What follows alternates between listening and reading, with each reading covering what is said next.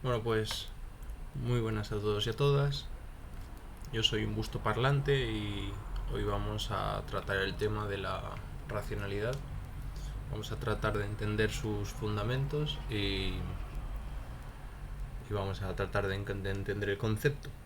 Entonces, lo primero que hay que decir es que nos vamos a basar en el concepto de racionalidad desde un punto de vista moderno, puesto que hablar de razón antes de la modernidad pues se consideraría un error conceptual o un anacronismo, sobre todo a vistas de lo que dice Heidegger en el parágrafo 10 de Ser y Tiempo, donde se viene a decir que la traducción de John Logonejon como animal racionale en latín, animal racional, es decir, que el ser humano es un animal racional, es una traducción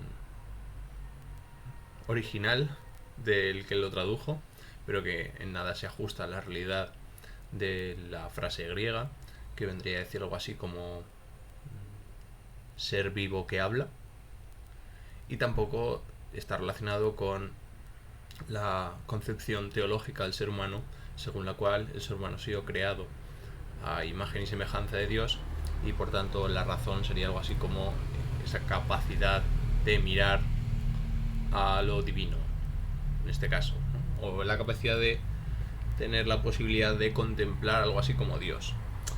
Bueno, como decimos, digamos, los presupuestos o las condiciones de posibilidad de aparición del concepto de razón y de su abstracción como racionalidad lo encontramos en Francis Bacon, que vivió desde 1561 a 1626 y es el primer teórico de la ciencia experimental, con su obra de 1620, el Novum Organum. Bien, allí es donde se está afirmando, definiendo el núcleo del racionalismo moderno y de lo que iba a ser en adelante, que conocer el mundo o conocer la naturaleza es lo mismo que ser capaz de dominarlo técnicamente. Este es uno de los puntos fundamentales de nuestra exposición, que yo creo que vamos a desglosar un poquito más en adelante. Y el segundo punto sería la Entzauberung der Welt, ¿no? El desencantamiento del mundo, en español. La frase original es de Max Weber, del cual hablamos anteriormente en las cuestiones políticas, y que luego recuperarán Adorno y Horkheimer en Dialéctica de la Ilustración para argumentar su crítica a la Ilustración y a la modernidad. Bien, entonces, a través de la ciencia moderna hay un progresivo hay una progresiva secularización de la naturaleza, es decir, un desencantamiento, lo cual realmente ya había sucedido con el cristianismo. De hecho, es el cristianismo la religión que va desalojando a los dioses de los entornos naturales, como planteaba el paganismo, y los va situando, o sea, va situando a Dios en el hombre. De manera que, pues ya en los campos no está la diosa de la agricultura, ni en el vino está Baco, ni el sol representa Apolo, ni yo qué sé, ni en la guerra se presenta Ares, siendo que en el paganismo, pues justamente son en estos entornos donde vive ese dios. Y como decimos, pues en el cristianismo Dios habita en el hombre y por tanto todo lo que hay fuera del hombre ya no es divino. Lo cual significa que tenemos todo el derecho a poseerlo, dominarlo, controlarlo, bla bla bla, ¿no? Se podría hacer esta lectura. Pero bueno, siguiendo con el hilo que ya comentábamos, como digo, el saber racional de la racionalidad moderna viene a ser el conocimiento objetivo de las leyes de la naturaleza, que han sido, digamos que la naturaleza ha sido secularizada a través de la matemática. Aunque hay problemas. Pero bueno, seguimos. Básicamente el saber es poder, ¿no? No esto que nos cuentan de el querer es poder, que si tú quieres conseguir algo, pues vas a poder, sino que aquí lo que cuenta es lo que sabes. Y si no sabes, no puedes, sencillamente, ¿no? Esa es la fórmula, yo creo, más cabal, ¿no?, que el voluntarismo del querer es poder, pero bueno, nos estamos desviando. Entonces, la ciencia, en la medida en la que representa, o las ciencias, por decir así un poco más ajustado, es aquel corpus teórico de proposiciones que, digamos, que es la medida del poder, porque justamente es aquello que te permite poseer, dominar, controlar la naturaleza. A través de su conocimiento, pues podemos manipularla a nuestro antojo, ¿no? Bien. Entonces, se podría decir la tesis, controvertida cuanto menos, de que las conexiones existentes entre la razón, como la capacidad de pensar, así de nivel general, y la libertad, como la capacidad de poder hacer, o poder tener la capacidad de decidir qué hacer, se ha trastocado y se ha sustituido la libertad por el poder. De manera que la relación entre razón y poder es la que define el racionalismo moderno, ¿vale? Entonces, la medida del conocimiento, que hemos dicho que era la ciencia, es la capacidad para dominar aquello que se conoce mediante la técnica, justamente. Entendemos dominio como la eficacia instrumental práctica de control de algo o un conjunto de cosas, ¿vale? Bien, precisamente es la ilustración o el iluminismo, como dicen nuestros amigos hispanos, el movimiento cultural que se propone secularizar nuestra imagen del mundo como condición para dominar técnicamente el mundo.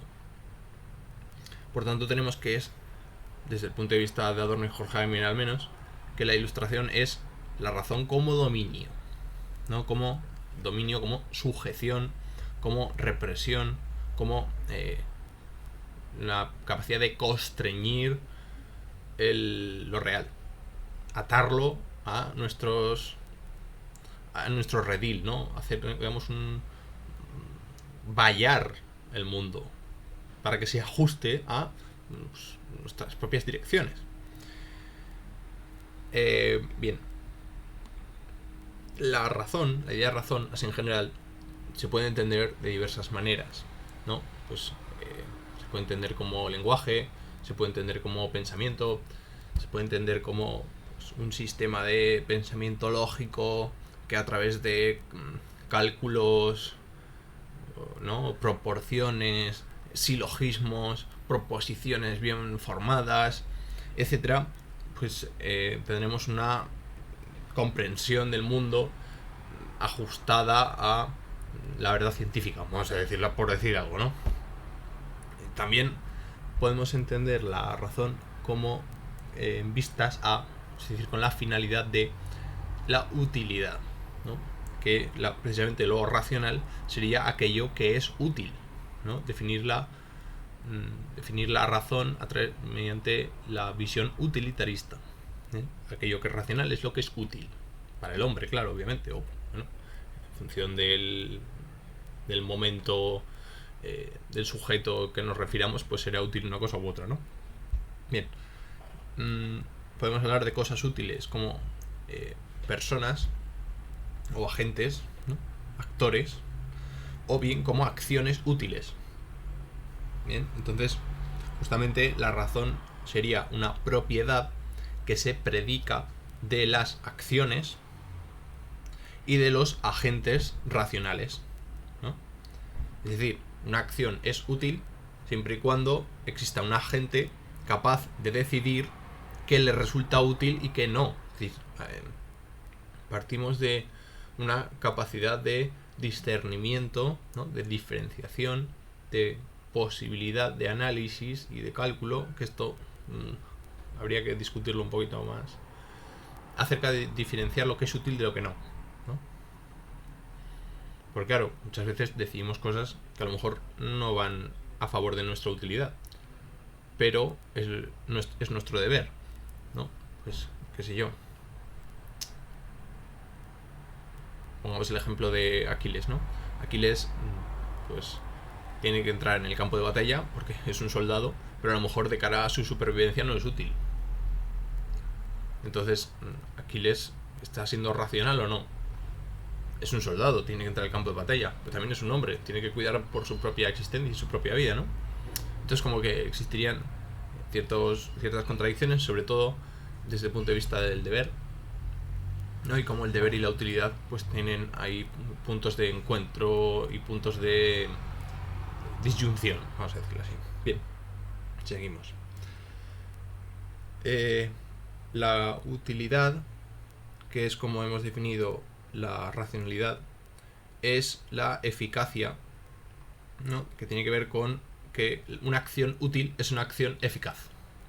Entonces, para ser eficaz y para ser eficaz necesitamos disponer de los medios adecuados para el logro de un fin, que ese fin ha sido decidido por el agente, pues en cada caso, ¿no? En cada caso el suyo.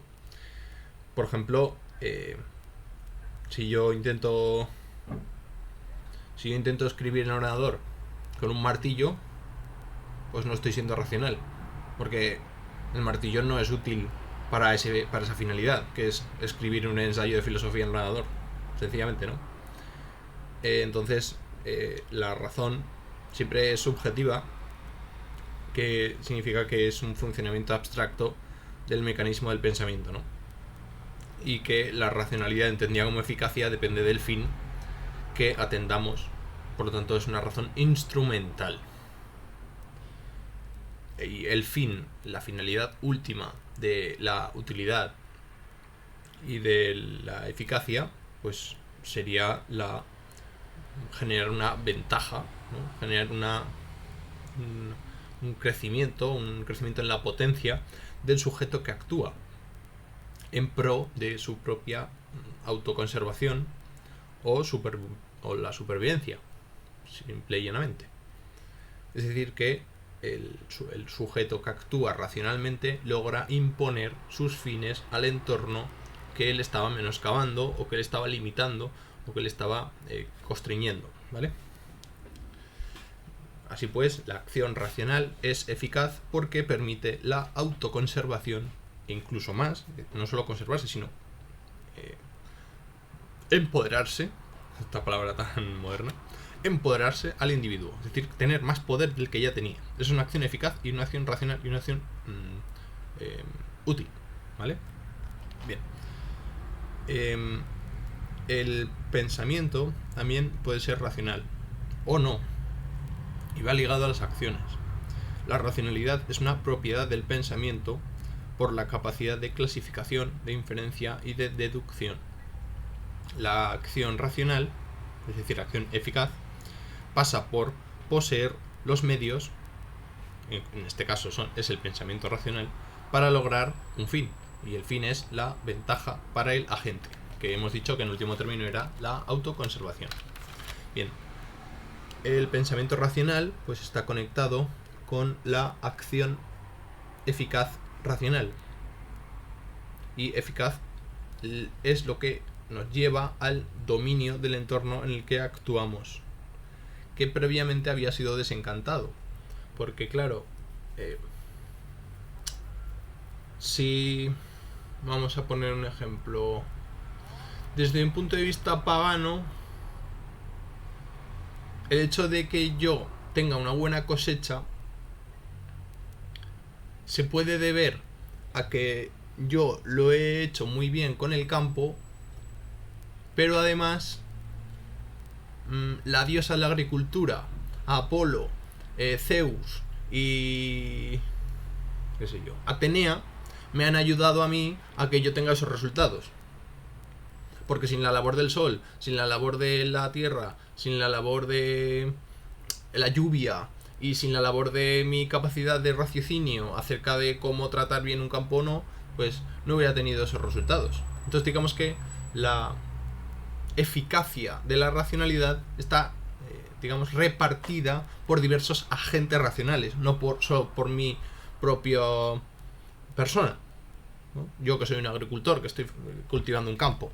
Ya aquí entran otros agentes racionales, no personales, no humanos, pero siguen siendo unidades de voluntad, ¿no? Porque los dioses olímpicos al final son eso, ¿no? Son entidades personales, no humanas, que tienen su propia entidad. Bueno, nos estamos desviando de la cosa. El asunto es que hay un desencantamiento del mundo y Dios no afecta para nada. Dios no es un agente aquí y por tanto toda la eficacia del papel, si es que ha sido eficaz o no, o sea, si es que ha sido eficaz, es del propio ser humano que lo está haciendo. Lo cual le dota de ¿cómo decirlo? De un narcisismo racional, porque al final se cree que él es el poseedor de todo el poder y que la eficacia se debe única y exclusivamente a su capacidad de razonar, cuando esto es muy discutible. Pero bueno, seguimos.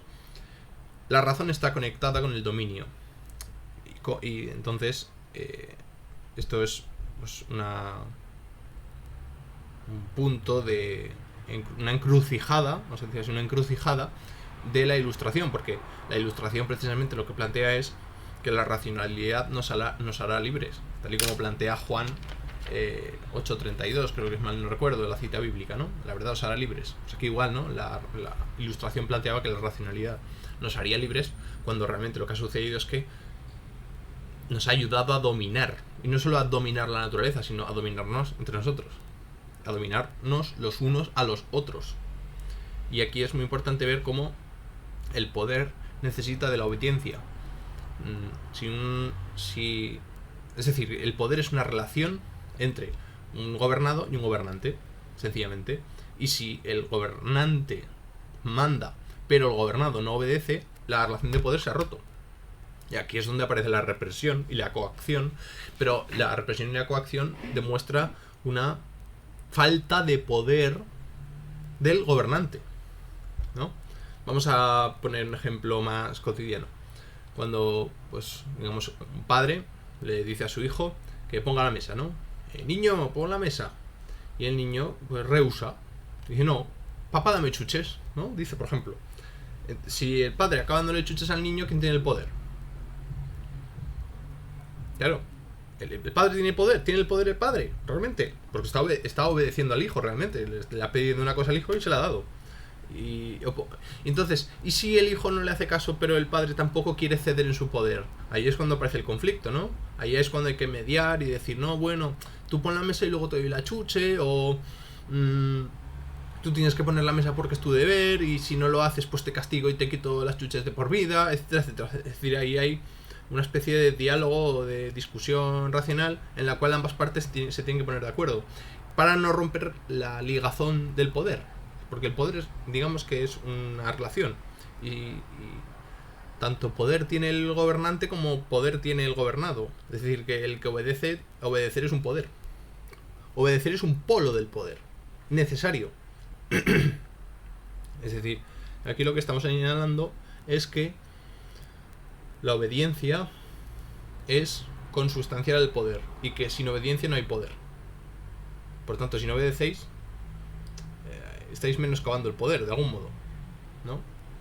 O desobedecer también formaría parte del poder, que esto es una cosa de la cual investigó Foucault, que es incluso más sucinta, más difícil de ver y por lo tanto más interesante, obviamente. Bueno, dejamos aquí esta rama para pasarnos al tronco principal. Como hemos dicho, la racionalidad instrumental o subjetiva es una propiedad de tanto acciones, entendida como la eficacia de los medios, es una propiedad del pensamiento, como una capacidad de clasificar, de inferir, de deducir, de abstraer, y también es una propiedad de los fines, como son la autoconservación del agente, el dominio del entorno en el agente que actúa, etc. Cabría hacer una crítica a esta posición, y es que pensar racionalmente pues no siempre nos tiene por qué llevar a actuar por el poder, es decir, por dominar, sino que hay veces pues que sencillamente no tenemos ese interés, nuestra finalidad no es dominar. Aunque bueno, esto es más difícil. El racionalismo moderno, cuyo concepto de razón es la instrumental, ha ido borrando de nuestra imagen el mundo de la superstición, precisamente a través de ese desencantamiento del mundo que planteábamos, ¿no? Es decir, que del mismo modo que nos ha ayudado a deshacernos de ideas supersticiosas como pues, la de genios y la de tantos otros prejuicios absolutamente basados en la ignorancia del ser humano, pues se han ido diluyendo mediante esta concepción de la razón como dominio, ¿no? Aunque, de igual modo, pues conceptos inteligibles de corte ético-moral, como son la autonomía, la dignidad, la justicia, la libertad, la emancipación, la belleza, etc., pues también han sido menoscabados por esta visión, digamos, cientificista de la naturaleza.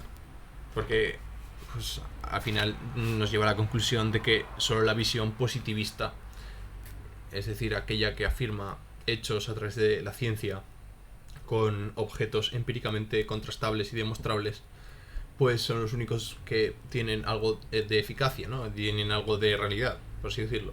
Entonces, todas estas ideas metafísicas que de algún modo tienen su funcionalidad en la vida cotidiana y sin la cual el hombre no puede vivir, ¿no? Porque, quiero decir, por mucho que la idea de bien y de mal pues haya sufrido muchas críticas y a nivel científico seamos incapaces de demostrar su significado y intentar mostrar su realidad en sí, no existe el bien.